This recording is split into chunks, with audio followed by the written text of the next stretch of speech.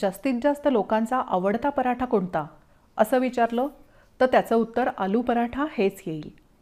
गरमागरम चविष्ट आलू पराठा, लोणी आणि चटणी, वा क्या बात है.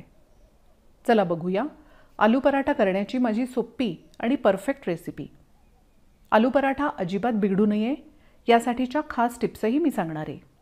नमस्कार, कांचन बापट रेसिपीजमध्ये तुमचं स्वागत.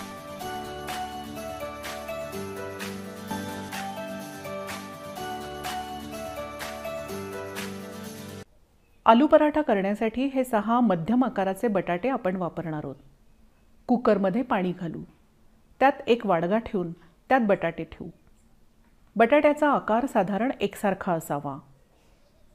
आपण साधारण हे एवढं पाणी घेतलंय. आता मोठ्या गॅसवर 1 शिट्टी आणि बारीक गॅसवर 3-4 शिट्ट्या करून घेऊया.